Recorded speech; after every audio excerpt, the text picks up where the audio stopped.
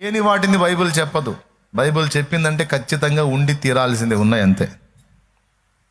ఎందుకంటే జీవము గల దేవుడు అబద్ధం ఆడాడు. అయితే ఇక్కడ రోగములు, దయ్యములు, మంత్ర ప్రయోగములు అన్నీ తరిమి కొట్టబడి దేవుని వాక్యము ప్రబలమై వ్యాపించింది అని మనం చదువుకున్నాం. బాగా వినండి. దేవుడు ఎవరి చేత ఈ కార్యాలు చేయించాడట? పౌలు చేత. దేవుడు పౌలు చేత విశేషమైన అద్భుతములను చేయించెను అన్నాడు. ఆ అద్భుతాల్లో ఐతుకు అనేవాడు చచ్చిపోయిన వాడిని తిరిగి బ్రతికించటం ఒకటి ఉంది. అసలు ఆయన చెప్పి బ్రతికించడం కాదు, ఈ కర్చీఫ్ పైన చేత్తో పట్టుకొని ఇస్తే అది తీసుకెళ్ళి రోగులకు తగిలిస్తే చాలు, స్వస్థత వచ్చేసి. ఇక్కడ నా పాయింట్ ఏంటంటే, దేవుడు పౌలు చేత చేయించాడు అనుంది. అంటే చేసింది ఎవరు? పౌలు. చేయించింది ఎవరు? కర్త దేవుడు, వాడబడిన పాత్ర పౌలు. బాగా వినాలి.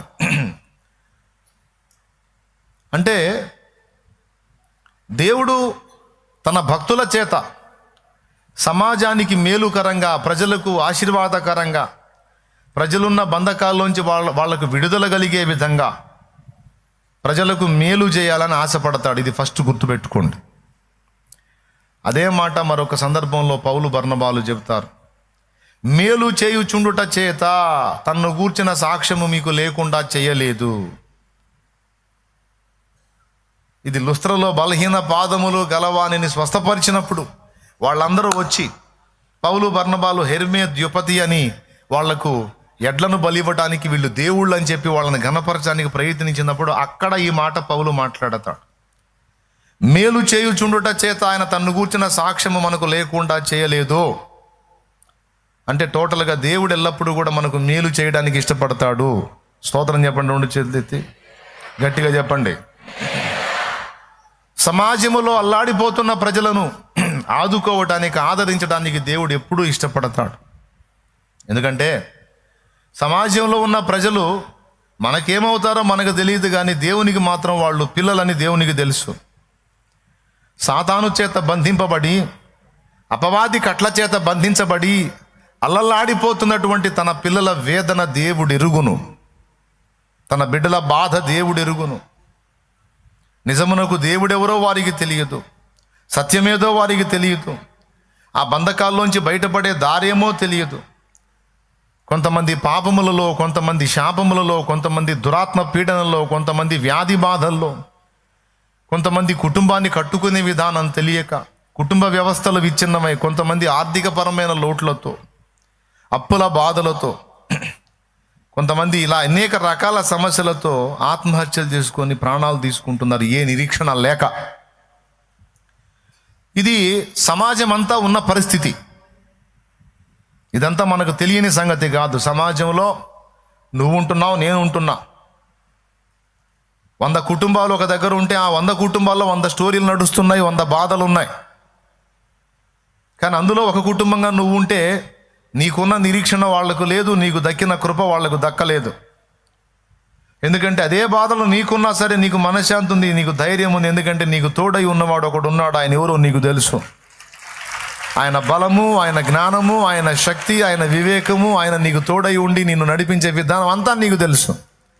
కాబట్టి ఎన్ని బాధలైనా, వేదనలైనా, కష్టాలైనా, కన్నీళ్ళైనా, ఇరుకులైనా, ఇబ్బందులైనా నీకు మనశ్శాంతి ఉంది. ఎందుకంటే ఆయన్ని బట్టి. కానీ వాళ్ళకి ఆయన తెలీదు. అందుకే వాళ్ళు చాలా క్షోభలో ఉన్నారు. ఇప్పుడు ఆదరించే వాళ్ళని కలిగి ఉన్న వాళ్ళకంటే కూడా ఆదరణ లేక అల్లాడుతున్న వాళ్ళు ఎక్కువ బాధను అనుభవిస్తారు. అలా ప్రజలు సమాజంలో అల్లలాడిపోతున్నారు. అలాంటి ప్రజల్ని ఆ బంధకాల్లోంచి బయటికి తెచ్చి వాళ్ళను కూడా నెమ్మదిగల స్థితిలోనికి తీసుకొని రావడానికి తండ్రి ఎప్పుడూ ఆశపడతాడు.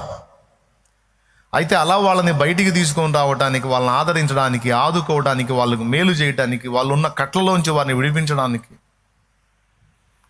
దేవుడు ఏం చేస్తాడంటే భూమి మీద నాకు సహాయకులు ఎవరు, సహకారులు ఎవరని వెతుక్కుంటాడు.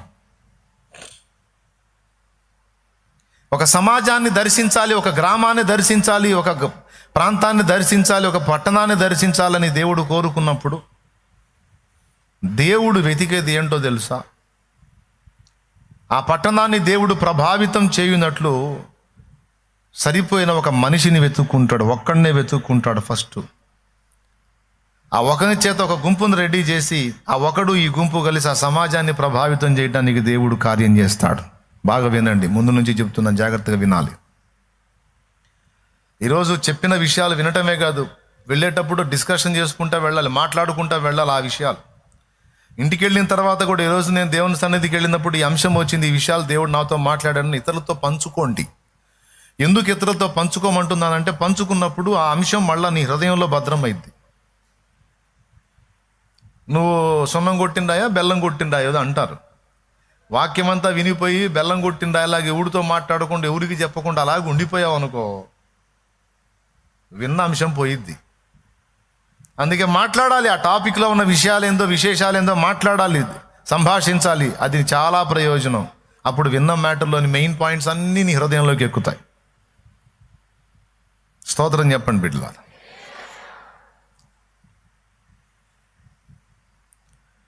ఒక సమాజాన్ని, ఒక గ్రామాన్ని, ఒక పట్టణాన్ని, ఒక పల్లెను, ఒక ప్రాంతాన్ని, ఒక వీధిని, ఒక వాడను దేవుడు కదిలించాలనుకున్నప్పుడు, అక్కడ ఉన్న ప్రజల్ని విడిపించాలనుకున్నప్పుడు మొదట సమాజాన్ని చూస్తాడు. ఆ సమాజం కొరకు ఒక వ్యక్తిని వెతుక్కుంటాడు. ఆ వ్యక్తి దొరికినప్పుడు ఆ వ్యక్తి ద్వారా కొందరిని ప్రభావితం చేసి అతన్ని వారిని కలిపి లేదా ఆమెను వారిని కలిపి ఆ సమాజాన్ని ప్రభావితం చేస్తాడు. ఇది దేవుని పద్ధతి. దేవుడు యావత్ మానవ జాతిని భూమి మీద పుట్టించడానికి ఒక్కడే ఒక మనిషిని నిర్మించాడు. మొదట ఇద్దరిని చేయలా విడివిడిగా. మొదట ఒకడిని చేసి ఆ ఒకనిలో నుండే మళ్ళా స్త్రీని చేసి ఆ స్త్రీ పురుషులు ఇద్దరి ద్వారా ఈ భూమి మీద జనాలంతా ఉత్పత్తి అయ్యేటట్టు చేశాడు. దేవునికి స్తోత్రం కలుగును గాక. దేవుని ప్రతి కార్యాలు కూడా ఆశ్చర్య కార్యాలు. ఆయన ఆలోచన శక్తి గొప్పది. హవ్వని ఆదాముని విడివిడిగా చేయొచ్చు కదా. ఆదాములో నుండే హవ్వను ఎందుకు చేశాడంటే దానికి కొన్ని కారణాలు ఉన్నాయి. వాటిలో రెండు. మొదట ఒకడినే చేసి ఆ ఒకరి నుండి అందరూ వచ్చేటట్టు చేయాలి. ఎందుకంటే ఒకరి నుండి పాపం వచ్చిద్దని తెలుసు దేవుడికి. అందుకే భూమి మీద ఉన్న మానవ జాతి మొత్తం కూడా ఒకరి నుండి వచ్చేటట్టు చేశారు ప్రభు. ఎందుకంటే వీడు పాపం చేస్తాడు, ఆ పాపం అందరికీ ఆపాదించబడింది. అప్పుడు ఒకని ద్వారా పాపము వ్యాపించేటట్టుగా అనుమతించబడితే ఒకని రక్తముతో అందరికీ ప్రాయశ్చిత్తం సరిపోతుంది. దేవునికి స్తోత్రం కలుగును గాక. అర్థమైందా? ఒకని ద్వారా పాపం వ్యాపించిద్ది, అలాగే ఒకని నుండి వచ్చే రక్షణ అందరికీ ప్రాప్తించిద్ది. కాబట్టి అసలు మానవుడు ఏం చేస్తాడో ఎరిగి వాని రక్షణ ప్రణాళికను ముందే నిర్ణయించి ఒకని నుండే ప్రతి జాతి మనుషుడు వచ్చేటట్టు చేశాడు ఆయన. ఇది మొదటి కారణం. ఏమైనా అర్థమైందా మీకు? ఏం అర్థమైందంటారా? అర్థమైద్దిలే. రెండో కారణం ఏంటంటే, ఒకరి నుండే పుట్టడానికి కారణం ఏంటంటే, ఆడ మనిషితో అవసరం లేకుండా ఓన్లీ మగవాని నుండే జనాభా ఉత్పత్తిని దేవుడు చెయ్యగలడు. ఇన్ని సిస్టమ్ ఏర్పాటు చేసిన దేవుడు ఇదే జంటుకి స్త్రీకి ఉండే సిస్టమ్ కూడా ఏర్పాటు చేసేసాడంటే అయిపోతుంది. దేవునికి స్తోత్రం. అర్థమైందా? కాలేదా? అయిపోతుందిగా. అసలు ఆడ మనిషితో పనే లేకుండా ఓన్లీ పురుషుడి నుంచే యావత్ మానవ జాతి మొత్తాన్ని రప్పించే దమ్ము దేవుడికి ఉంది. మరి స్త్రీ అవసరత ఎందుకు వచ్చింది? మళ్ళీ ఈమెను ఒక ఆమెను సపరేట్గా చేయటం ఇదంతా ఎందుకు అంటే,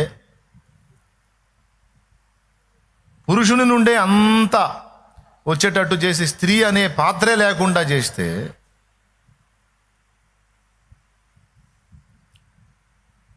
దేవునిలో ఉన్న ఒక తత్వమే ఆయన సృష్టికి అర్థమవుతుంది. అంటే తండ్రి తత్వమే సృష్టికి అర్థమవుతుంది తప్ప దేవునిలో ఉన్న తల్లి తత్వం అర్థం కాదు. మరి దేవునిలో తండ్రి తత్వం ఉంది, తల్లి తత్వం ఉంది.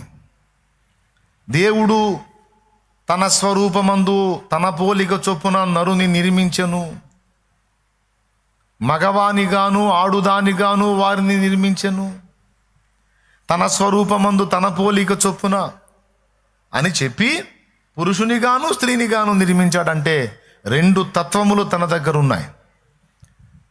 తల్లిగా వ్యవహరించగలడు, తండ్రిగా వ్యవహరించగలడు. ఒక నాణ్యమునకు ఒక పక్కనేమో తండ్రి, మరో పక్క తల్లి. ఈ 2 తత్వాలు తర్వాత ప్రపంచమునకు, ఆయన విశ్వానికి, ఆయన సృష్టించేటువంటి కోటాను కోట్ల ప్రపంచాలకు అర్థం కావాలంటే పురుషుడే కాదు, దేవుల్లో ఉన్న 2వ తత్వం, స్త్రీ తత్వం, తల్లి తత్వం, అది కూడా బిడ్డలకు అర్థం కావాలి. అందుకే స్త్రీని నిర్మించాడు. ఎంతమందికి అర్థమైంది?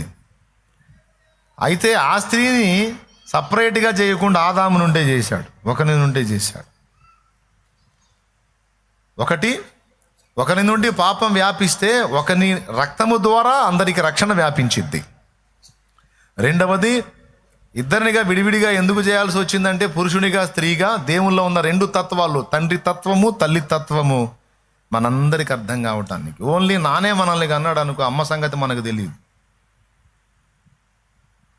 అవునా? నాన్నకంటే కూడా అమ్మ ఎక్కువ దగ్గరగా ఉంటుంది మనకి. మీకు యేసయ్యలో అమ్మ కనపడిందా? తప్పు చేసిన మనల్ని తన్నబోతాడు నాన్న, అడ్డుపడి చాలా దెబ్బలు ఆమె తింటుంది అమ్మ. మన పక్షమున విజ్ఞాపన చేసిద్ది, పోనీలేండి చిన్నోడు, తెలిసి ఏడ్చాడంటావా, తెలిసి తెలియనోడు, నువ్వే కోప్పడితే ఎట్లా, నువ్వు అంత చేతి కొడుతున్నావు, నేనంటే తట్టుకుంటావు, వాడు ఎట్లా తట్టుకుంటాడు పశువుడు అని ఎన్ని డైలాగులు వేసి మొత్తానికి ఆయన కంట్రోల్ చేసి పడేసి. అంటే తప్పు చేసిన కుమారుడు మీదికి తండ్రి ఉగ్రత వస్తుంటే అమ్మ ఆ ఉగ్రతను అడ్డగిస్తుంది. ఆ ఉగ్రతను అవసరమైతే తన మీదికి మళ్ళించుకొని బిడ్డను కాపాడిద్ది. అది గదుగదుగా అచ్చంగా యేసయ్య ఆ పని చేశాడు చూడు. దేవుని న్యాయమైన కోపం మన మీదికి రావడానికి మొదలు పెడితే ఆ న్యాయమైన కోపానికి అదిగా ఆయన అడ్డపడ్డాడు. అడ్డుపడి ఆ శిక్ష అంతా తను మోసి అంటాడు, వాళ్ళు ఏం చేస్తున్నారో వాళ్ళకి తెలియదు తండ్రి. అదే మాట అమ్మ అంటది చూడు. తండ్రి దన్నపోతే అమ్మ ఏమంటది? వాడికి తెలుసు అంటయ్యా, వాడు అమ్మాయి ఎంతది చిన్నది కదా, దానికి తెలియదులేయ్యా, పోనీ అయ్యా. తెలిస్తే చేస్తారా? తెలియకనే అని నాన్న కొట్టే దెబ్బలను అమ్మ అడ్డగించినట్టు అక్కడ వాడే పద్ధం అమ్మ ఏమంటది? దానికి తెలియదు చిన్నది, వాడికి తెలియదు చిన్నోడు, తెలియదు అయ్యా పోనీ అంటే తండ్రి ఆలోచిస్తాడు, నిజమే కదా చిన్నోడు కదా, వాడిని కోప్పడితే ఏమైపోని సరిపోరా, ఇంకోసారి చేసాడు నిన్ను ఊరుకోను. శిలువ మీద అదే మాట పలికాడు, తండ్రి వీరు ఏమి చేయించున్నారో వీరెరుగరు, వీరిని క్షమించయ్యా, పోనీ అయ్యా. వాళ్ళ మీద నీకు ఏ కోపం ఉందో నా మీద వేసేసా, వదిలేసేయక వాళ్ళని. అవేవో నన్ను కొట్టు తండ్రి, అదేదో నన్నే చేయి తండ్రి, నా బిడ్డలను వదిలేసి. అమ్మ అమ్మ అమ్మ, అది యేసయ్య అంటే. యేసయ్యలో అమ్మతత్వం కనపడింది. దేవుల్లో ఉన్న 2 తత్వాలు మనకు అర్థం కావాలి. అందుకే పురుషునిగా స్త్రీగా నిర్మించాడు. అయితే మళ్ళీ ఒకరి నుండే వచ్చేటట్టు చేశాడు. ఆ విధంగా ఒకని నుండి ప్రతి జాతి మనుషుని, అంటే ఒక్కడనే ఏర్పరచుకుంటాడు ఫస్ట్. అది అర్థం కావడానికి ఈ మ్యాటర్ చెప్పాను. తర్వాత ఆదాము నుండి జనములు వచ్చేటట్టు చేశాడు. ఆ జనముల్లోంచి మరి షేతును ఏర్పరచుకున్నాడు. మరి కయ్యనేమో చెడిపోయాడు, హేబెలేమో బలైపోయాడు. షేతును ఏర్పరచుకుని అందులోంచి మళ్ళీ జనాభా వచ్చేటట్టు చేశాడు. ఏమండి?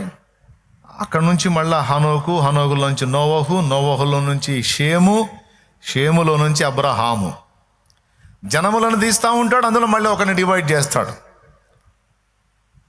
ఆ విధంగా అబ్రహామును డివైడ్ చేసి మళ్ళీ అబ్రహాము నుండి జనములు వచ్చేటట్టు చేసి అందులోంచి మళ్ళీ దావీదును వేరు చేశాడు. మళ్ళీ దావీదుని ఏర్పరచుకున్నాడు. మళ్ళీ దావీదులోంచి జనములు వచ్చేటట్టు చేసి చివరికి అందులోంచి రక్షకుడు వచ్చేటట్టు చేశాడు. ఒక వ్యక్తి, అతని నుండి ఒక గుంపు, ఆ గుంపులోంచి మళ్ళీ ఒక వ్యక్తి, అతని నుండి ఒక గుంపు, ఆ గుంపులో నుంచి మళ్ళీ ఒక వ్యక్తి, అతని నుండి ఒక గుంపు. మీరు బాగా చూడండి, ఇదే కంటిన్యూ అవుతూ ఉంటుంది. చివరికి ఏసైని తీసాడో మళ్ళీ ఏసై నుంచి ఒక గుంపు జనం. దేవునికి స్తోత్రం కలుగునుగాక. ఇప్పుడు చెప్పండి వరుసగా, ఫస్ట్ ఒకడు, అతని నుండి ఒక గుంపు, ఆ తర్వాత ఆ గుంపులోంచి మళ్ళీ ఒకడు, వాని నుండి. ఓకేనా? రైట్. ఒక సమాజాన్ని దేవుడు దర్శించాలనుకున్నప్పుడు ఒక వ్యక్తిని వెతుక్కుంటాడు. తమ్ముడు జాగ్రత్తగా వినండి, అయ్యగారులు, దైవజనులు, దైవజనురాండ్లు, స్త్రీలు, పురుషులు, విశ్వాసులు, పరిచరణ భేదములు అందరూ వినండి. ఆన్లైన్ ద్వారా వీక్షించే వాళ్ళు కూడా వినండి. పౌలు రన్నింగ్లో ఉన్న టైంలో వాస్తవంగా పౌలు ఫస్ట్ సంఘానికి వ్యతిరేకంగా పనిచేశాడు. చూసేవాళ్ళందరూ కూడా సంఘ వినాశకుడు ఈ సౌలు అనేవాడు, వీడు చావట్లేదు, వీడు బావట్లేదు, దేవుడు వీడిని ఏం చేయట్లేదు, వీడు క్రైస్తవుల్ని చంపుతున్నాడు, చెరసాల పాలు చేస్తున్నాడు, గర్భవతుల్ని హింసిస్తున్నాడు, పసిబిడ్డల్ని హింసిస్తున్నాడు, వీడు క్రూరుడు, దుర్మార్గుడు అని సౌలుని అన్నారు. నిజమే, సౌలు అవన్నీ చేశాడు. దమస్కు మార్గములో సౌలును దర్శించి పౌలుగా మార్చి అతని మనోనేత్రాలు వెలిగించి అతని గూర్చి ప్రభు అననీయతో ఏమన్నాడో తెలుసా? అననీయ, రాజుల ఎదుట, ఇశ్రాయేలీల ఎదుట, చక్రవర్తుల ఎదుట, ప్రజల ఎదుట నా నామమును భరించుటకు ఇతడు నేను ఏర్పరచుకున్న పాత్ర అన్నాడు. నేను ఏర్పరచుకున్న సాధనం. మొదట తెలియని స్థితిలో సంఘానికి శత్రువుగా నడిచినా ఇదిగో ఇప్పుడు సంఘమునకు సహాయకుడై సంఘము సరిగ్గా నిలబడటానికి అవసరమైన పునాదులు నేర్పరైన శిల్పకారుని వలె ఇతడే వేస్తాడు. అంతేకాదు, నా నామాన్ని ఊరూరా ఊరేగిస్తాడు. నా నామాన్ని భరించుటకు ఎన్ని బాధలు పడాలో అతనికి చూపిస్తా నేను. అతడు నేను ఏర్పరచుకున్న పాత్ర, సాధనమని దేవుడు మాట్లాడాడు. అంటే మనకు తెలియదు, సమాజంలో ప్రభువుకి వ్యతిరేకంగా తిరుగుతున్న వాళ్ళంతా అలాగే కొనసాగుతారు అనుకోవద్దు. ప్రభువుకి ప్రస్తుతం భజన చేస్తున్న వాళ్ళంతా చివరి వరకు అదే విశ్వాసంలో నిలిచి ఉంటారా, ఊడతారా అనేది కూడా మనకు తెలియదు. కొన్నిసార్లు శత్రువులుగా నడుచుకున్న వాళ్ళేమో దేవుని సిలువ మోసే పాత్రలు అయ్యారు, అంటే సిలువ సువార్త ప్రకటించే యోధులు అయ్యారు. నమ్మకంగా భజన చేసినట్టు కనపడ్డోళ్ళేమో పోయి లోకస్తుల్లో కలిసిపోయారు.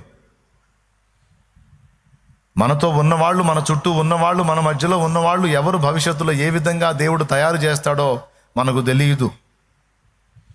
ఈరోజు నీ ఇంట నుండి దేవుణ్ణి ద్వేషిస్తున్న వాడే నీ కొడుకో, నీ కూతురో, నీ భర్తో, నీ భార్యో, నీ తల్లో, నీ పిల్లో, నీ అన్నో, నీ తమ్ముడో. దేవుడు జోక్యం చేసుకున్నాడు. ఏకదం సేవకుడే అయ్యే ఛాన్స్ ఉంది, సేవకురాలు అయ్యే ఛాన్స్ ఉంది, యేసయ్య సిలువను ఊరూరా ఊరేగించే ఛాన్స్ ఉంది. నీకు తెలియదు ఆ సంగతి, ఆయనకు తెలుసు.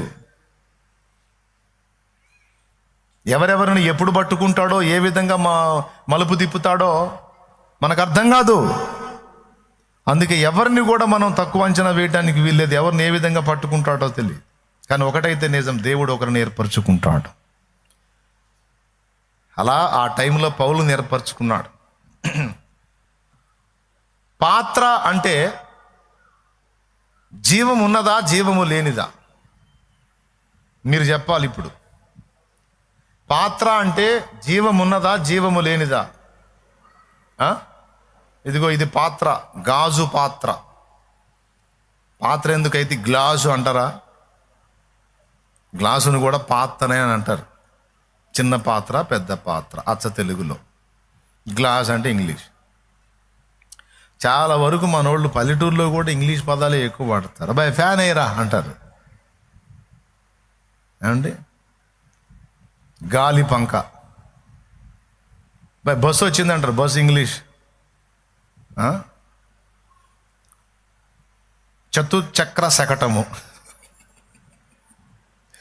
అచ్చ తెలుగులో చెప్పాలంటే. దేవునికి స్తోత్రం. అట్లాగే చాలా విషయాలు. కాఫీ తీసుకో అంటాడు, మరి టీ తీసుకో అంటారు. టీ అనేది ఇంగ్లీషే. తేనీరు అది తెలుగు. అట్లాగా ఇదేంటి ఇప్పుడు చెప్పండి? గ్లాసా? పాత్ర. ఓకేనా? రైట్.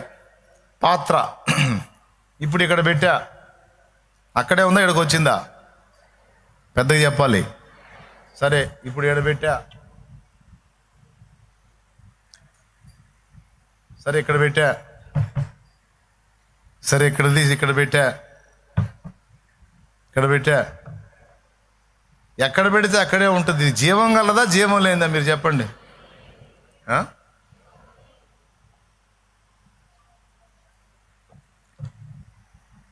మరి పౌలునేంది నేను ఏర్పరచుకున్న పాత్ర అంటాడేంది? తిమోతి పత్రికలో యజమానుడు వాడుకున్నటకు అర్హమైన పాత్రగా ఉండును, తన్ను తాను పరిశుద్ధతలో కాపాడుకుంటే యజమానుడు వాడుకున్నటకు అర్హమైన పాత్రగా, ఘనత విషయమైన పాత్రగా ఉండును అన్నాడే తిమోతి పత్రికలో. మళ్ళీ అక్కడ కూడా పాత్ర అంటాడేంది? కుమ్మరవాని ఇంటికి పో అని అక్కడ చేసే కుండను చూపించి, ఇదిగో ఇశ్రాయేలు నా చేతులు ఎలా ఉన్నారంటాడేమి? కుండ ఒక నిర్జీవ వస్తువు, పాత్ర ఒక నిర్జీవ వస్తువు. జీవం గల మనుషుల్ని పట్టుకొని నిర్జీవ వస్తువులతో పోలుస్తాడేమి? ఓకే, అంటే అర్థం ఏంటంటే, పౌలు ఒక మాట అన్నాడు, నేనైతే చనిపోతిని అన్నాడు.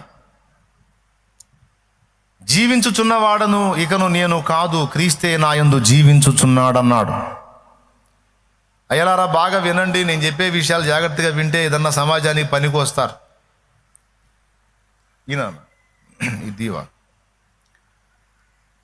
ఇది ఒక నిర్జీవమైన పాత్ర. దీనికంటూ సొంత చిత్తము సొంత ఇష్టం ఏమీ లేదు. నేను ఎక్కడ పెడితే అక్కడ ఉండాలి. నాకు చిరాకు పుట్టి ఇసిరేసాను అనుకో, వేసిన దగ్గరే ఉండాలి. ఇంట్రెస్ట్ వచ్చింది, దగ్గర తీసుకొని బాగుంది అంటే ఉండాలి, అంతే.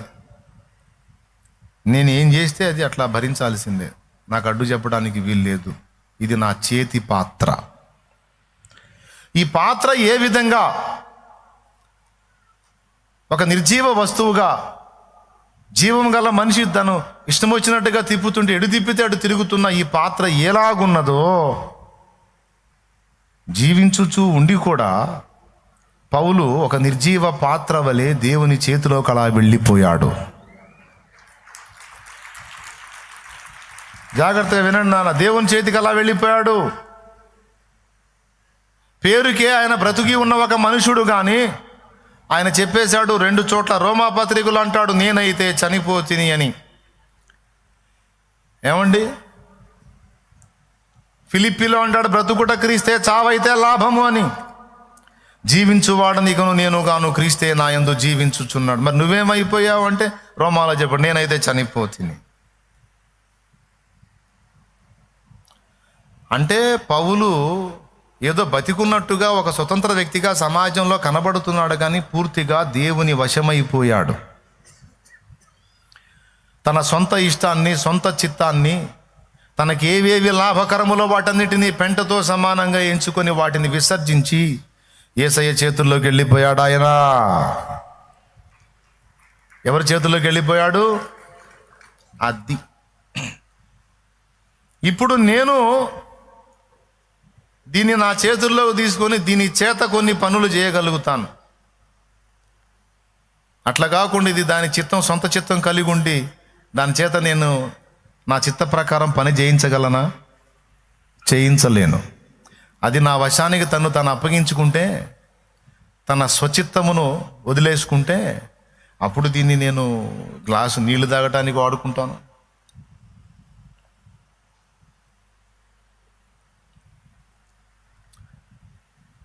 దీన్ని బోర్లేసి ఏదన్నా డిజైన్ ఏర్పాటు చేసుకోవడానికి వాడుకుంటాను. దీనికి చక్కని కలర్స్ వేసి నక్షీ పని చేసి దాని మీద లోపల మట్టి పోసి ఒక మొక్క వేసి దాన్ని ఆ విధంగా ఒక పూల కుండీగా వాడుకుంటాను. అయ్యా, అయితే నేను ఎలా వాడుకోవాలన్నది నా చేతుల్లో ఉండాలి. అప్పుడు దీని చేత నేను రకరకాల పనులు చేస్తాను. దేవునికి మహిమ కలుగును. మీకు అర్థమైంది ఇది? ఓకేనా? కత్తి ఉంది. కత్తి నిర్జీవ వస్తువు. దాన్ని చేతుల్లోకి తీసుకొని దాంతో ప్రాణాలు తీయొచ్చు, ప్రాణాలు పోయొచ్చు. ఒక కత్తితో ఎన్ని చేయొచ్చు మన చేతిలో ఉంటే? ఏమంటే విస్తరాకులు కట్ చేయొచ్చు కత్తితో, కూరగాయలు తరగవచ్చు కత్తితో, ఉల్లిపాయలు కోయొచ్చు కత్తితో, ఆపిల్కాయ కోయొచ్చు కత్తితో, సర్జరీ చేసి పేషెంట్ని బ్రతికించవచ్చు, ఒక రోగిని బాగు చేయొచ్చు కత్తితో. కత్తితో ఎన్నో చేయొచ్చు. చిరాకు పుడితే ప్రాణం పోయొచ్చు, ప్రాణం అయితే నువ్వేం చేసినా కత్తి ఏం మాట్లాడదు. అన్న ఏందన్న ఉల్లిపాయలు కోస్తున్నావు, చండాలంగా అల్లాడిపోతున్నాను ఆపన్న అనదు కత్తి. మన చేతిలో ఉంటుంది, చెప్పినట్టు వింటుంది. చేతిలో కలం కూడా అంతే, ఓపెన్ చేసి రాసేటప్పుడు రాసిద్ది, మనం రాయాలనుకున్నప్పుడు రాసిద్ది, రాయొద్దు అనుకుంటే జేబులో కూర్చుంటుంది సైలెంట్గా, ఏం మాట్లాడదు. ఏంది అనేది వాడట్లేదు, ఏంది అనదు. ఇక్కడ వాక్యం గుర్తుపెట్టుకుంటే దేవుడు పౌలు చేత విశేషమైన అద్భుతములను చేయించెను. ఒక మేస్త్రి చేతిలో తాపి ఉంటే ఆ తాపితో ఎన్ని బొమ్మలో చేయొచ్చు, ఎన్ని విగ్రహాలో చేయొచ్చు, ఎన్ని ముఖాలో చేయొచ్చు, ఎన్ని బిల్డింగులో కట్టొచ్చు. ఒక తాపి స్టార్టింగ్ నుంచి ముగింపు దాకా తాపియే వాడబడిద్ది. ఎంతమందికి తెలుసు?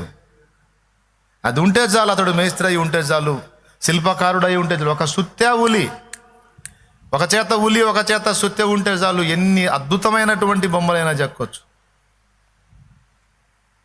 అట్లాగా అబ్బాయి వినండి, చాలా వరకు మనం దేవుని చేతుల్లో వాడబడకపోవడానికి కారణం ఏంటంటే సుత్తెలాగా మనల్ని చేతిలో తీసుకుంటాడు, కానీ ఇది మాట వినని సుత్తె. నా భాషలో చెప్పాలంటే సుత్తె అన్నమాట. దేవునికి స్తోత్రం, హల్లెలూయా. ఏం సుత్తె? అది సుత్తె. ఇది అప్పుడప్పుడే వింటది, కానీ దాని ఇష్టం వచ్చినప్పుడు వింటది, కానీ రెగ్యులర్గా వినదు. మాట వినని సుత్తెతో ఏం చెక్కుతాడు ఆయన? ఇదేదో సుత్తెలాగా ఉందని పడేస్తాడు. ఏమన్నా అర్థమైంది నేను చెప్పింది? చాలామంది మనుషులు దేవుని చేత వాడబడకపోవడానికి ఇది ఒక కారణము. ఒక నిర్జీవమైన వస్తువు ఒక యజమానుడి చేతిలోకి వెళ్ళి ఆయన మనసుకు వచ్చినట్టుగా వాడబడినట్లు భక్తులు తమ్మును తాము దేవుని వశపరుచుకున్నారు, దేవుని చేతుల్లోకి వెళ్ళిపోయారు. ఎంతగా వెళ్ళిపోయారంటే దేవునితో అంటగాగారు. దేవుడే వారికి విశేషం, ఇక దేవుడే వారికి ప్రాముఖ్యం, దేవుడి చిత్తమే వారి సమస్తం. సొంతంగా ఉంటారు, తినే తిండిలో రుచిని కోరరు, పడక సుఖాన్ని కోరరు, వస్త్రపు విలువను ఆశించరు, ప్రజల గుర్తింపును కోరుకోరు. ఇవన్నీ పౌల్లో కనపడతాయి. నేను ఘనతలో ఉండనెరుగుదును, ఘనహీనముగా ఉండనెరుగుదును, సమృద్ధిలో ఉండనెరుగుదును, లేమిలో కూడా ఉండనెరుగుదును. నేనేమై ఉన్నాను? ఆయన కృప వలన అయి ఉన్నాను, నన్ను బలపరచు వాని అందే నేను సమస్తము చేయగలుగుతున్నాను అన్నాడు.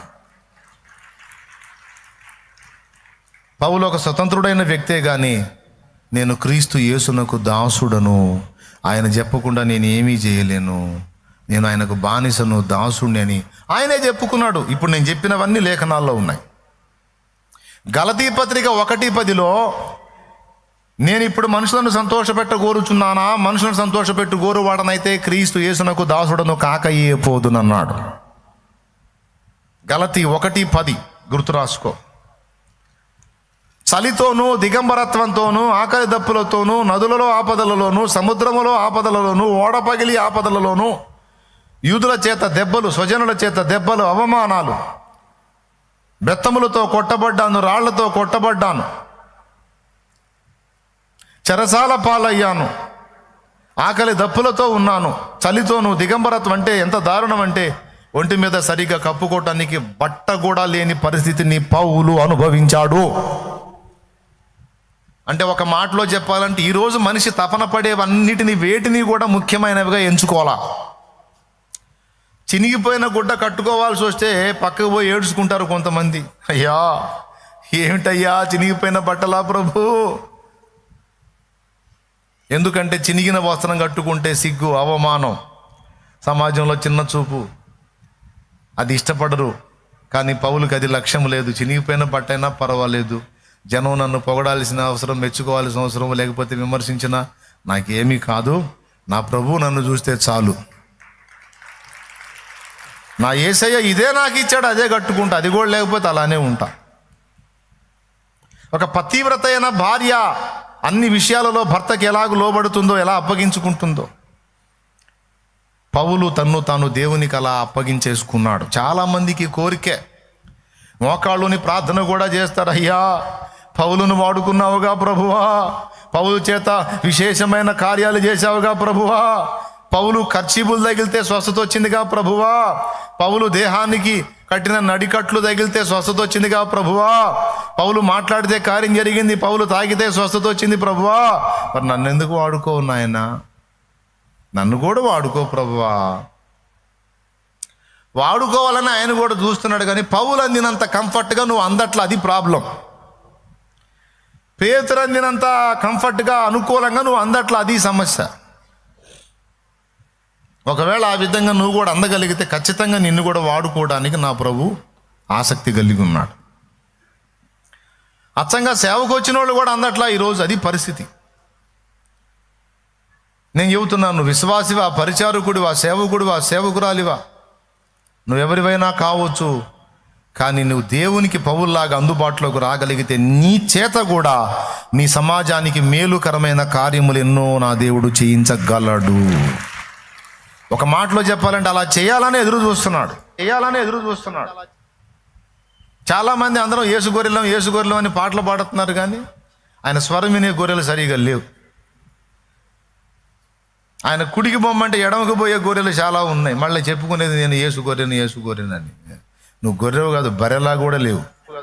దేవునికి స్తోత్రం అని అనాల్సి వచ్చింది. అంటే బాగుంటుందని అనలే, అర్థమైందా? నా గొర్రెలు నా స్వరము వినును అన్నాడు, అవి నన్ను వెంబడించును అన్నాడు. పేతురుకు చెప్పింది అదే. ప్రభువా, నువ్వు చేసేవాడిని నేను చేయాలి. ఎట్లా ప్రభు అంటే నన్ను వెంబడించున్నాయన్న అంటే ఏంటి? నాలాగా నడు, నాతో నడు. పౌలు కూడా అంతే, ప్రభువుతో నడిచాడు.